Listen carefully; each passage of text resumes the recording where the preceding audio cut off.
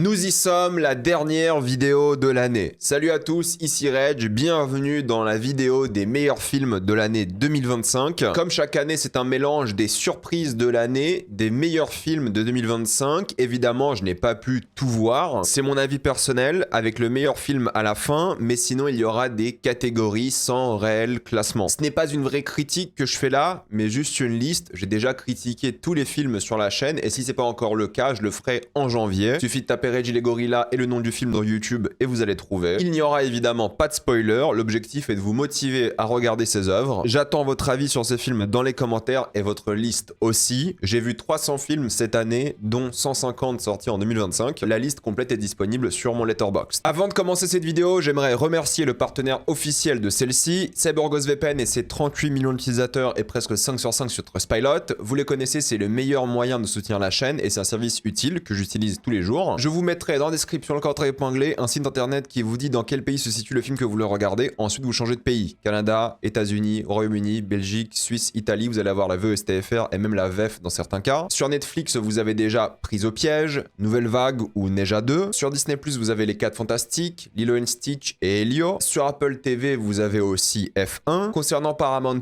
vous avez Mission Impossible de Final Reckoning. Et que ce soit sur Paramount ou HBO Max, il faut utiliser ces applications depuis l'application directement. Même si vous avez un abonnement via Canal+, connectez-vous à ces applications avec votre compte Canal, ça fonctionne. Et vous avez accès à une bataille après l'autre, Superman ou Weapons. Vous pouvez tester plein de serveurs différents qui seront compatibles en fonction de chaque plateforme de streaming et vous pouvez même payer des abonnements moins chers, comme YouTube par exemple. Premium sera bien plus accessible en prenant un VPN via la Roumanie, la Bulgarie. Je conseille l'Union Européenne parce que c'est moins cher. Et oui, ça marche encore aujourd'hui. Il y a plein de tutos en ligne qui vous disent comment faire. Et ça marche sur d'autres abonnements aussi, comme Letterboxd Patron. Et vous le savez, en ce moment, il y a plein de sites internet qui vous demandent une carte d'identité avant de pouvoir les utiliser et personne n'a envie de la mettre. Donc si vous voulez éviter ça et continuer à vous quaritch en paix, utilisez un VPN. Et vous le savez, en tant que cinéphile, il y a plein de manières de regarder un film, dont certaines qui vous inquiètent un petit peu. Vous inquiétez pas, avec un VPN, vous serez en sécurité. Vous pouvez partager un compte avec 7 personnes au total. C'est disponible sur tous vos appareils préférés et c'est super simple d'utilisation. Vraiment, tout le monde peut le faire en quelques clics. Vous pouvez essayer par vous-même car vous êtes satisfait ou remboursé sous 45 jours et vous avez une assistance technique en français 24h/7. Utilisez le lien dans la description, le code épinglé, afin de vous abonner à CyberGhostVPN et bénéficier de 83% de réduction plus 4 mois gratuits. Foncez sur l'offre. Je vais commencer avec les mentions honorables de la catégorie thriller et action. Black Bag de Soderbergh était un super bon moment, un film d'espionnage à l'ancienne avec l'ingéniosité du réalisateur, avec cette histoire de couple au milieu, un pur régal. Ne sous-estimez pas Black Bag, je sais que Présence était moins bien pour le coup cette année du même réal, mais celui-ci était vraiment très divertissant. Zion, un super moment devant ce mélange de spiritualité, de gangsters aux Antilles et tout, c'était super, il y avait plein d'idées de mise en scène, j'ai passé vraiment un moment excellent et je suis content qu'on propose du cinéma français de cette envergure, c'est vraiment très très cool. Deux films du même réalisateur, c'est Cloud de Kurosawa, pareil, thriller sur le capitalisme angoissant qui finit très très mal. Je pense que c'était un super moment en salle et qui mérite d'être vu. Je sais que le Réal a sorti 3 films cette année en France, dont un moyen métrage qui s'appelle Chime, qui est vraiment un super divertissement aussi. C'est 40 minutes, ça se regarde très très bien. J'ai beaucoup aimé Different Man dans la catégorie thriller psychologique, l'histoire de cet homme qui se fait opérer du visage et qui a une apparence entre guillemets belle et qui regrette fatalement, plus ou moins, c'est plus compliqué que ça, mais j'ai beaucoup aimé et c'est le meilleur rôle de Sebastian Stan d'après moi. Strange Darling, alors celui-ci il est plus ou moins sorti cette année en France, mais grosso modo c'est un thriller d'une femme qui se fait kidnapper et qui doit échapper à son tueur. Ça va bien plus loin que ça, j'ai adoré l'esthétique de l'œuvre, le côté angoissant et en même temps les retournements de situation. The Lost Boss, c'est toujours un plaisir de voir une sorte de film d'action un peu à l'ancienne, années 90 avec un bus en feu, c'était divertissant, c'était très sympa. A House of Dynamite, moi j'ai beaucoup aimé cette proposition de Catherine Bigelow. Je sais qu'il y a plein de gens qui ont détesté le côté vraiment répétitif, mais pour moi c'est ça qui rendait le film spécial et unique. 6 ou 2, j'avais détesté le premier film, mais j'ai adoré celui-ci pour le coup, j'ai passé un super moment, je l'ai découvert récemment parce que je l'avais raté, et là c'est vrai que c'était jouissif, c'était assumé, c'était trop cool, et Reflet dans un diamant mort, un film super original, divertissant sur un espion qui est bien plus âgé que prévu pour faire ce genre de mission, mais c'est en termes de mise en scène, d'esthétique, d'idées que ce film est vraiment bien. Donc ça, c'était les mentions honorables de cette catégorie. Et j'ai un film de cette catégorie, on va dire thriller, action, qui est ressorti. C'est Sirat me concernant. C'est l'histoire d'une soirée en plein air, rave party, qui a lieu dans le désert, et un père et un fils qui sont à la recherche d'un troisième membre de leur famille, sauf qu'évidemment ça va pas se passer comme prévu, ils vont commencer un road trip à travers le désert avec des hippies de rave, et évidemment ça va aller dans toutes les directions possibles, surprenantes. J'ai adoré l'ambiance, j'ai adoré le côté pré-apocalyptique, j'ai adoré la manière dont on était immergé avec beaucoup de tension dans cet univers, beaucoup de références évidemment au Salaire de la peur par exemple, mais pas que. J'ai passé un super moment devant ce film qui était à la fois une expérience collective en salle, on ressentait le stress surtout à la fin, et en même temps quelque chose de pas forcément contemplatif, mais de spirituel, surtout par rapport à la religion évidemment. Le nom, hein, Sirat, c'est pas pour rien. Donc honnêtement, pour moi, Sirat, c'est entre guillemets l'un des meilleurs thrillers d'action de l'année. Si vous l'avez pas vu, pour moi, il mérite clairement le détour. C'était vraiment bien en salle. Je sais pas à quel point il survit le visionnage à la maison, parce que en salle, ce qui était vraiment bien, c'était l'expérience de voir tout le monde et de sentir la salle se crisper, surtout vers la fin. Donc je pense que ça peut plaire à beaucoup de monde, mais l'expérience en salle était unique, et parfois un film, on se rappelle surtout l'expérience en salle aussi. Mais le film, je le trouve vraiment bon, je l'ai vu qu'une fois, hein, pour le coup, et je pense que c'est l'une des meilleures expériences de l'année. Si vous l'avez vu, dites-moi, parce que je suis très curieux de voir ceux qui l'ont vu à la maison et ceux qui l'ont vu en salle, parce que je pense que c'est pas la même dose d'appréciation, mais en tout cas pour moi ça m'a mis vraiment un petit électrochoc en salle, c'était envoûtant. C'était génial. Donc Sirat pour moi fait partie des meilleurs films de l'année. Maintenant j'ai envie de passer aux comédies dramatiques avec pas mal de mentions honorables. Better Man, vraiment le biopic sur Robbie Williams version singe, c'était une super idée. A Real Pain, j'ai passé un super moment devant. Cette famille juive qui essaie de reconnecter avec son passé en même temps de combattre leur trauma actuel. The Finishing Scheme, moi je suis toujours fan de Wes Anderson, je sais que c'est pas ses films les plus appréciés, mais c'est toujours un plaisir de les voir. Life of Chuck, pareil, celui-ci divise, il est détesté, moi il m'a pris, il a fonctionné sur moi, donc honnêtement je suis fan. Kneecap, biopic musical du groupe anticolonial irlandais, un vrai plaisir, une bonne dose d'énergie, ça fait vraiment grave kiffer. Didi aussi, je pense que c'est le premier film que j'ai vu purement nostalgique du début de YouTube, donc c'est très particulier de voir ça et je trouve que ça fonctionne. Voilà, c'est une histoire d'immigration, de famille, c'est émouvant, c'est touchant, et en même temps c'est une capsule temporelle d'une époque que nous on a vécu, c'est clairement ma génération, pour ça c'est le début de YouTube, hein, 2006, 2005, ce genre de choses, donc vraiment c'était top. Et The Naked Gun, pour moi c'était un retour en force des comédies à l'ancienne et ça m'a grave fait plaisir.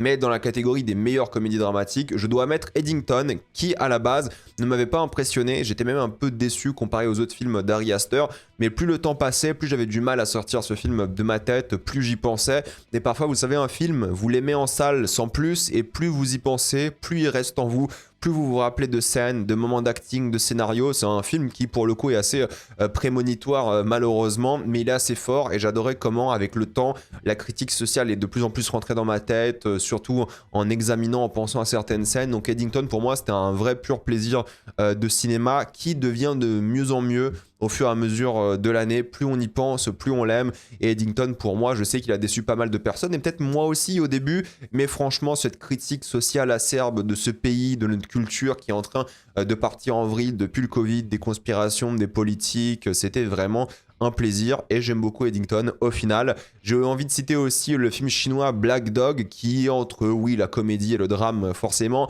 qui raconte l'histoire de la Chine à l'aube des Jeux Olympiques de 2008 dans une ville très proche du désert de Gobi ou carrément dedans si on veut être précis, et ça va raconter l'histoire d'un homme qui sort de prison et qui se lie d'amitié avec un chien.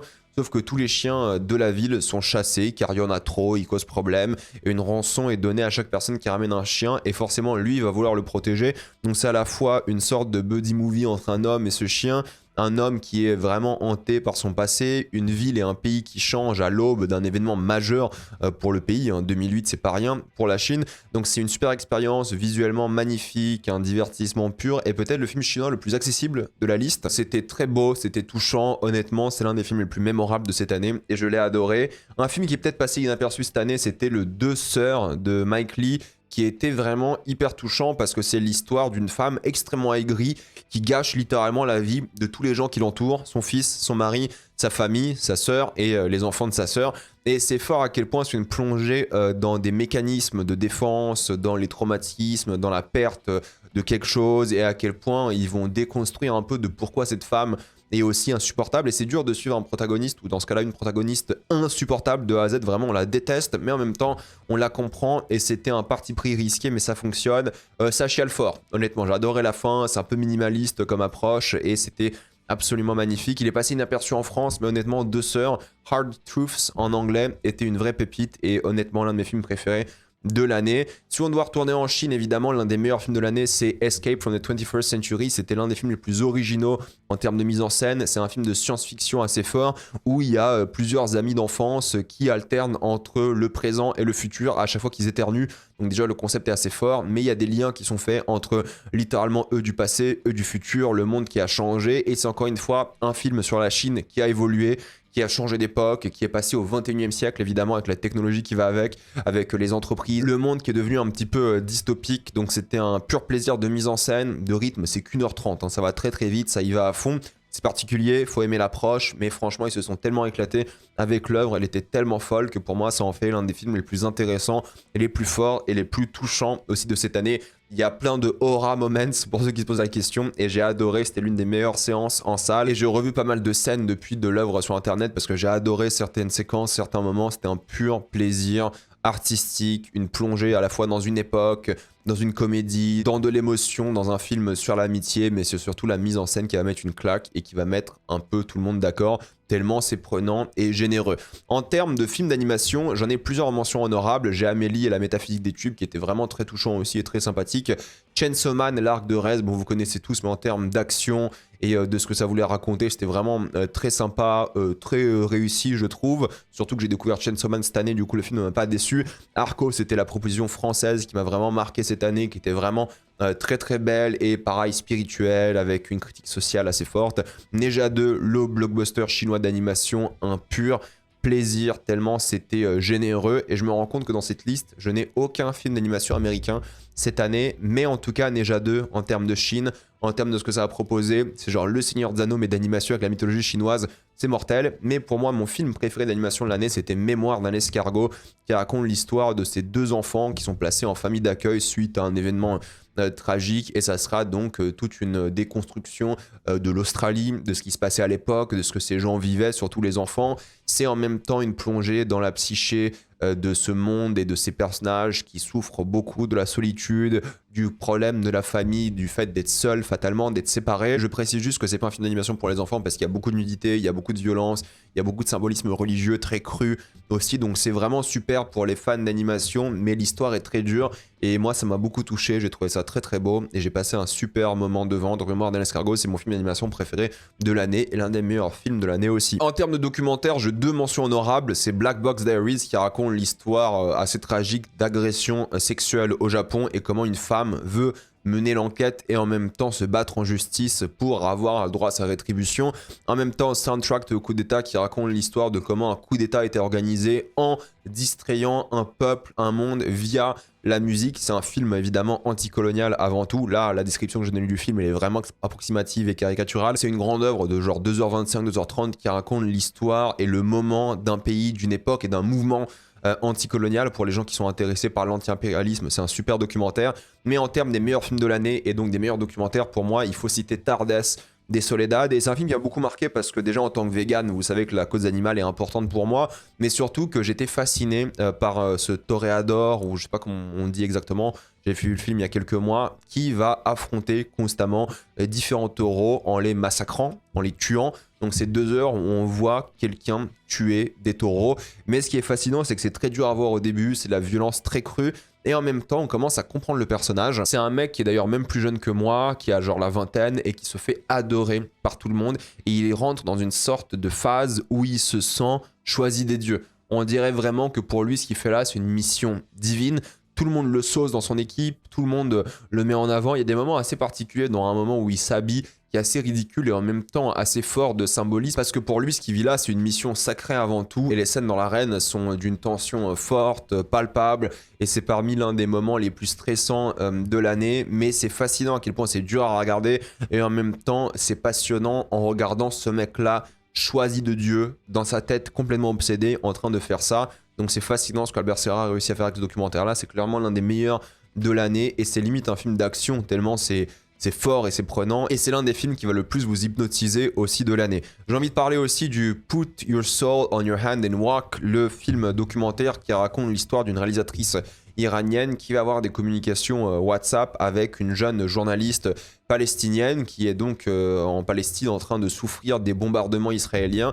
Et c'est 2 heures du film avec uniquement des conversations WhatsApp. C'est la réalisatrice qui a filmé juste WhatsApp, et c'est tout. C'est genre 2 heures de discussion, et puis basta. Et en fait, c'est sur plusieurs mois, et on voit littéralement la journaliste maigrir. On la voit perdre, limite, non pas en humanité, mais en chair. On la voit devenir une personne beaucoup moins efficace dans la manière dont elle parle, la manière dont elle communique, dont elle se montre. On parle de religion beaucoup, on parle de spiritualité, on parle d'Israël, de la Palestine, et c'est juste 2 heures de communication via un écran. Donc j'ai trouvé ça très très fort, très très beau, très efficace.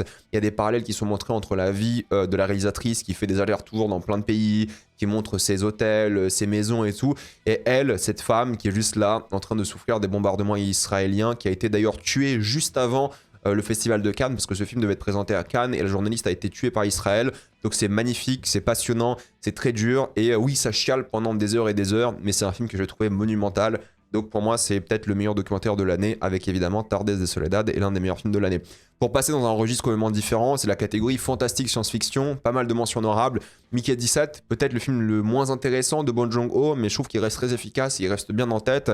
Creation of the Gods, je parlais de Seigneur des Anneaux tout à l'heure, mais si vous voulez voir la version live action du Seigneur des Anneaux avec la mythologie chinoise, c'est le deuxième film Creation of the Gods. Le premier est très très bien d'ailleurs, et je pense que je préfère le premier, je sais plus, mais en gros le deuxième est généreux, il est fun, il se perd peut-être un peu plus le premier, mais j'ai hâte de voir la suite de cette saga, parce que pour l'instant la Chine fait du gros blockbuster divertissant. J'ai adoré Superman, vous le savez à quel point je trouve que ce film est fascinant et un bon début pour le DCU, ça fait plaisir de voir des films de super-héros comme ça.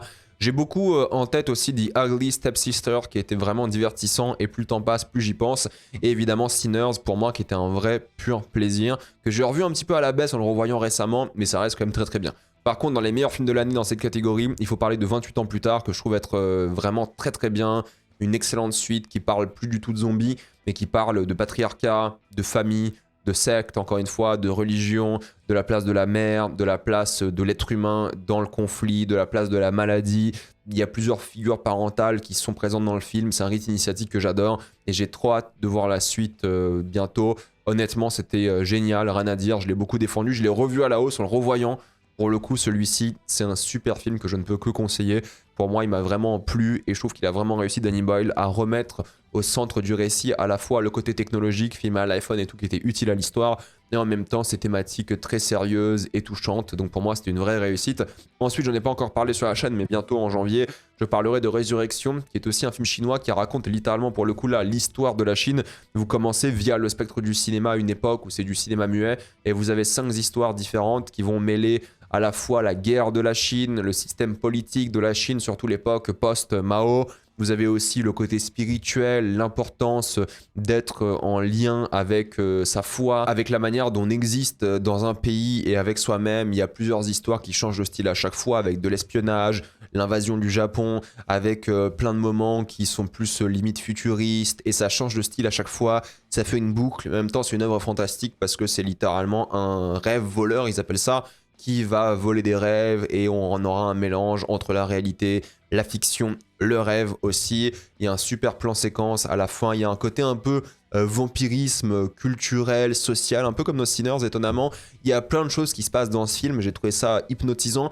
Moins fan que le dernier film de Big Han que j'ai vu, Long Journey into the Night, que j'avais vraiment adoré pour le coup, mais celui-ci m'a vraiment pris. C'est 2h45 d'une épopée, d'une traversée. C'est un film qui est quand même assez exigeant, je dirais. Je pense que c'est pas pour tout le monde, je pense que c'est le film le plus expérimental de la liste aussi, mais quelle immersion, quelles émotions sensorielles devant cette œuvre majeure. Je comprends les gens qui adorent, je comprends les gens qui considèrent que c'est le meilleur film de l'année, c'est tout à fait compréhensible. C'est moins marquant pour moi, j'étais moins investi peut-être émotionnellement dans celui-ci, mais en tout cas en termes de sensations, en termes de séances de cinéma, en termes de moments, je vais m'en rappeler. Pour le coup, il y aura plein de scènes qui seront dans ma tête pour presque toujours. C'est très très fort ce qu'il a réussi à faire ici, mine de rien. Mais oui, encore une fois, c'est pas pour tout le monde, parce qu'il faut être un peu curieux de ce qui se passe peut-être un peu en Chine, hein, juste les grandes lignes, parce que le film ne te tient pas du tout par la main. Et en même temps, je pense qu'il faut se laisser aussi aller, se faire prendre par les images, par la musique. C'est M83 qui fait la musique, ce qui est assez étonnant. Il faut se laisser prendre par vraiment toute l'esthétique, et en même temps ne pas forcément toujours essayer de comprendre ce qui se passe par rapport au personnage, parce que c'est vraiment 5 histoires indépendantes, mais elles ont des liens thématiques entre elles. En même temps, par rapport à la Chine, par rapport au symbolisme de mise en scène avec un train par exemple, avec les mouvements de caméra, avec le son de certaines séquences, avec certaines fleurs. Il y a tellement de choses qui reviennent et qui repartent dans l'œuvre qui sont liées. Bref, c'est une grande œuvre que tu peux décortiquer, j'imagine, scène par scène, tellement il y a de choses qui sont fortes et d'allégories. Bref, c'est très très bien, mais c'est pas pour tout le monde, c'est une évidence. Et là, on va changer, on va faire un truc complètement différent. On va passer vers Avatar 3, de feu et de sang. Vous savez que j'adore Avatar, vous savez que j'adore James Cameron. Et pour moi, c'est le blockbuster de l'année en termes de divertissement, en termes de ce qu'il raconte, en termes de grand spectacle, en termes de narration, en termes de personnages. Bon, j'ai fait genre 2 vidéos sur Avatar récemment, voire 3 même. Oui, 3. Donc vous savez ce que je pense de Feu et de sang. Donc pour moi, c'est le blockbuster de l'année. C'est le truc le plus généreux qu'on peut voir dans le cinéma américain d'action. C'est un pur plaisir. Donc honnêtement, je vais pas en parler pendant des heures. Mais oui, Avatar 3 fait partie pour moi des meilleurs films de l'année. C'est une évidence. James Cameron l'a encore fait, ça c'est sûr. Ensuite, pour parler d'un ami de James Cameron, il faut parler de Frankenstein. Moi qui m'a hypnotisé, plus j'y pense, Frankenstein, plus je l'aime. C'est une sorte d'opéra gigantesque qu'il a créé ici et Guillermo del Toro. Je pense à plein de séquences. Je sais pas si je l'aime beaucoup parce que je l'ai vu en salle, alors que peut-être à la maison je l'aurais encore moins apprécié, j'en sais rien. Mais à titre personnel, j'étais clairement hypnotisé par la proposition, par les personnages, par les intrigues, par les visuels. Pour moi, Guillermo del Toro l'a encore fait et j'adore son travail. Bref, j'en ai fait une longue critique. Et vous savez à quel point j'aime ce film. Dommage que le monde n'a pas pu le découvrir en salle, parce que je pense qu'en salle, le monde l'aurait adoré. Mais là, fatalement, sur Netflix, ça n'a pas le même impact, alors que c'est clairement un film de cinéma, malheureusement. J'espère que les gens vont le redécouvrir, ou juste le découvrir, parce que pour moi, c'est l'une des plus belles œuvres de l'année et j'ai vraiment adoré ce film. Ensuite, pour passer dans la dernière catégorie, la catégorie drame, j'ai beaucoup de mentions honorables. J'ai 5 septembre qui raconte évidemment l'attaque terroriste des Jeux Olympiques du 5 septembre. Du point de vue des médias, cette fois-ci, c'est assez intéressant. The Order qui raconte l'histoire de la lutte contre des nazis, interprété par un super Nicolas Hoult. J'ai Nickel Boys qui était super touchant, évidemment, sur le racisme, sur la manière dont les Noirs étaient traités à l'époque de manière générale dans la société. C'était vraiment top, surtout du point de vue américain. Forcément, Parthénopée, il reste bien en tête aussi par rapport au visuel, par rapport à ses moments d'acteur et tout. C'est particulier. Et moi, il m'a un petit peu marqué tout de même. Magazine Dreams, je sais que Majors est cancel, mais ce film, il est vraiment bien et il est très doué dedans. Mais bon, malheureusement, vu qu'il a fait n'importe quoi et qu'il a été cancel, personne n'en parlera de ce film alors qu'il est vraiment bien pour le coup. J'ai adoré Small Things Like These avec justement ce personnage de Cillian Murphy qui, après son Oscar, va faire 2 petits films du Royaume-Uni et en même temps de l'Irlande. Ça va parler d'un homme qui va s'opposer à un système vraiment violent qui oppresse les enfants. J'en dirai pas plus. La Pampa, j'ai beaucoup aimé. Peut-être l'un des meilleurs films français de l'année aussi. C'est touchant, c'est beau. Ça parle de comment une ville entière va se retourner contre une seule personne.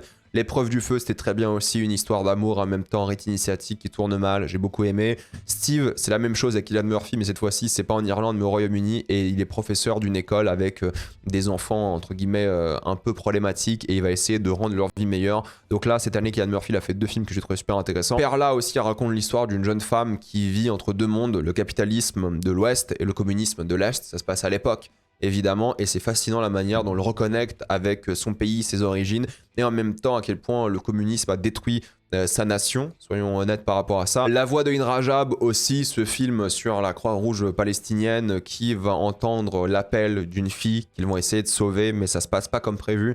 Forcément, et c'est un film qui mérite d'être vu, il est assez impactant, il est assez fort. Et une dernière mention honorable, c'est Train Dreams qui raconte l'histoire de l'Amérique du point de vue d'un travailleur au 19e siècle. C'est fascinant parce que ça va parler de deuil, de chagrin et d'un pays qui change. Maintenant, dans la catégorie des meilleurs films de l'année, dans cette catégorie drame, c'est évidemment Bird, que j'ai adoré, d'André Arnold. C'est l'histoire, encore une fois, d'une petite partie d'une ville assez pauvre au Royaume-Uni, qui souffre de problèmes sociaux, économiques, politiques, et l'histoire de, je dirais, une jeune enfant, mais surtout d'une famille et d'un monde qui subit les problèmes d'un pays qui change, d'un pays qui évolue. C'est un rite initiatique à la fois, c'est une quête pour la famille, c'est une quête pour la vie d'adulte, contre justement tous les gens qui veulent bafouer cette innocence, qui veulent leur faire du mal. Je trouve que c'est un super beau film, qui est touchant, bien joué, qui est fort en symbolisme aussi, mine de rien, qui va raconter tellement de choses sur la jeunesse, sur le fait de grandir, sur le fait de se battre et en même temps d'être prisonnier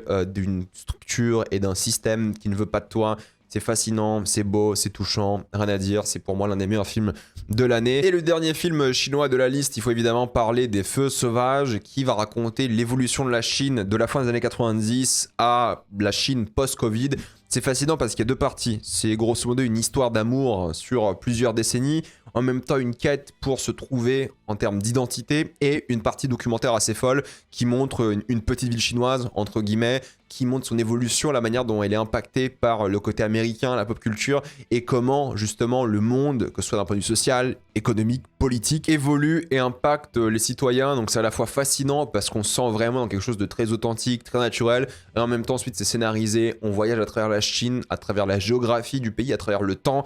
C'est fabuleux, c'est magnifique. C'est une œuvre qui a à la fois une capsule temporelle et une histoire intemporelle, universelle. C'est un très très bon film que je ne peux que conseiller, qui parle à la fois d'une quête de soi-même, d'une quête d'amour, d'une quête d'un pays et de sa place dans un monde pendant que le pays change bien plus vite que toi tu ne pourrais changer.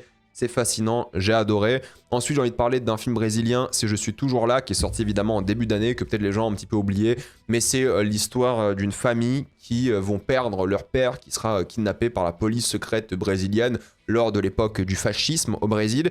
Et c'est super touchant parce que c'est du point de vue d'une femme qui veut tout simplement vivre normalement, qui ne peut plus parce que son mari est porté disparu, parce que maintenant elle doit élever ses enfants, et comment elle gère cette histoire, comment elle gère ce monde, comment elle gère vivre dans ce système politique, économique qui vient de ruiner sa vie. C'est un moment qui est dur, qui est fort, mais qui en même temps est très touchant, très beau. L'acting est phénoménal. Honnêtement, Je suis toujours là mérite d'être mis en avant parce que c'est une œuvre que je trouve assez phénoménale, touchante, forte, donc rien à dire. Pour moi, c'est un très très bon film qui est sorti cette année. Il est sorti en début d'année, donc les gens l'ont peut-être un petit peu oublié, mais pour moi, il reste assez majeur. De même pour The Brutalist, désolé, moi je suis fan, plus j'y pense, plus je suis fan. Je l'ai vu en 70 mm en plus, donc forcément ça aide. C'est une expérience gigantesque, 3h30 d'une odyssée d'un personnage, d'un pays, parce que c'est un film avant tout, non pas sur cet immigré hongrois qui arrive aux États-Unis et qui essaie de devenir quelqu'un, mais surtout d'un pays qui va corrompre, qui va détruire, qui va ruiner les gens. Le symbole de l'Amérique est représenté par cette statue de la liberté qu'on voit à l'envers.